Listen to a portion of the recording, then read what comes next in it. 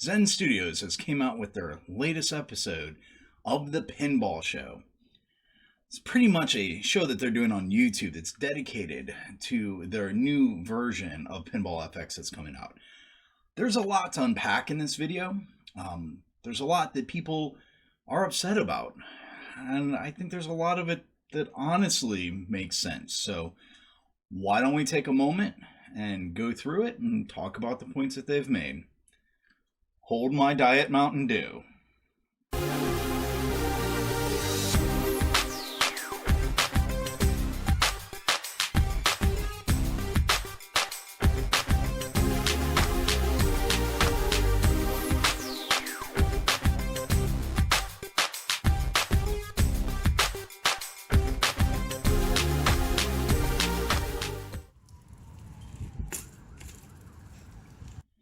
Before we get into it, just want to remind you guys, if you find this video helpful, hit that like button. If you don't like it, feel free to hit the thumbs down. Just tell me in the comments why you didn't like it. I'd like to have that discussion with you.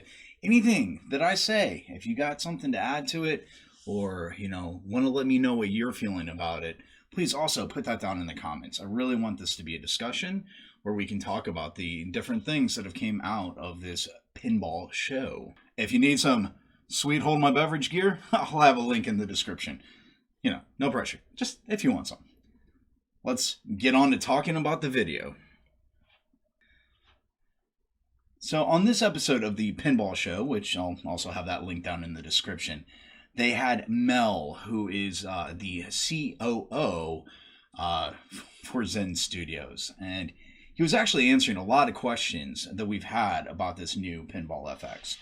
So for those of you that may be new to this subject, let's talk about Pinball FX real quick. So Pinball FX is an application that's made by Zen Studios. It's a game where they have different pinball tables on it. And they've released it on several different platforms, PlayStation 4, Xbox One, Switch, and also PC. So a lot of the people that are upset about this are PC users. Now, I happen to be one of them. I've actually built a virtual pinball machine right there that is using the Pinball FX software, FX3. And I've purchased all 99 tables that they've released for this. So now what Zen is saying is that they're building a new Pinball FX, which it's not Pinball FX4, it's Pinball FX.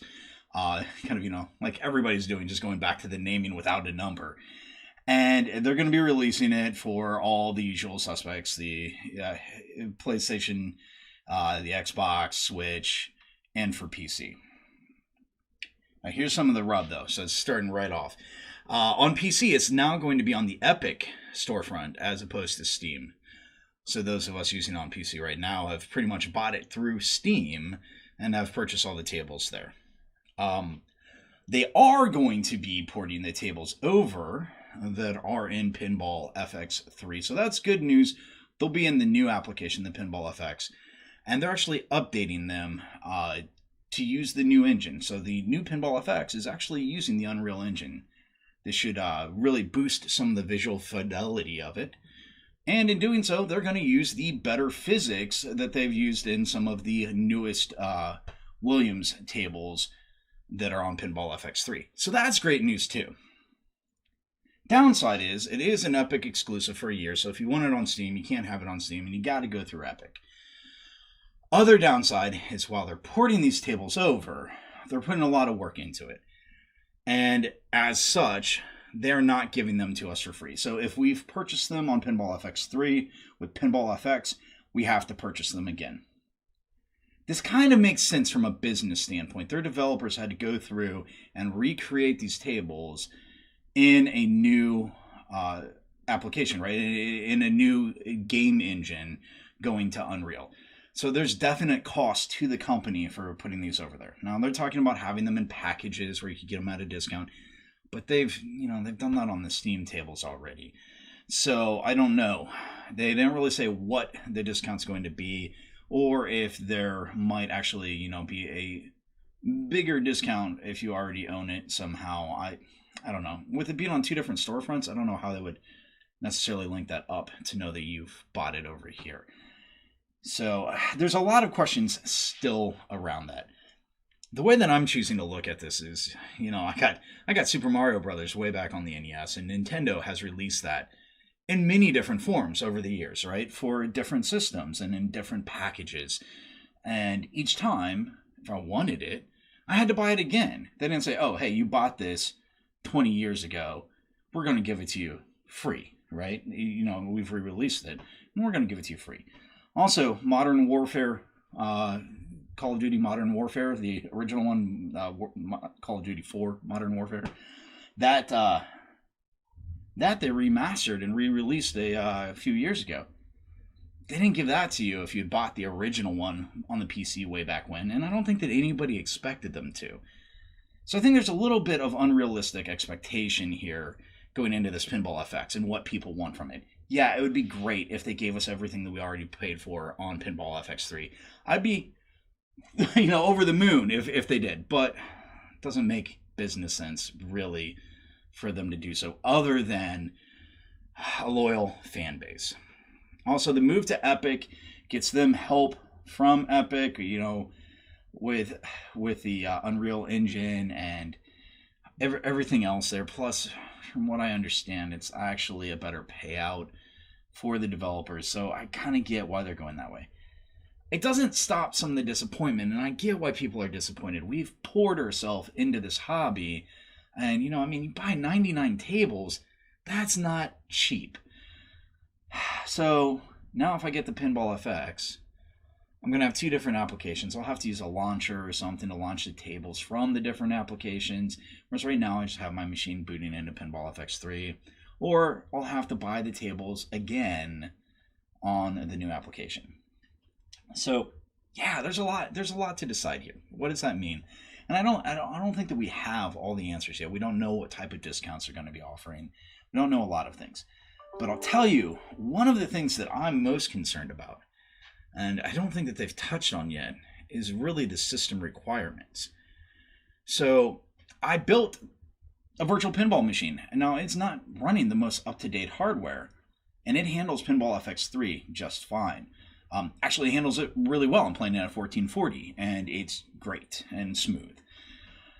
Now, when we go to Pinball FX and make the move over to the Unreal Engine, which is in all likelihood a more optimized engine than what Zen's been using, am I going to be able to handle that? Because they're talking higher graphic fidelity. They're talking about this being a more impressive, better lit, lighting reacting better, all of this kind of different stuff.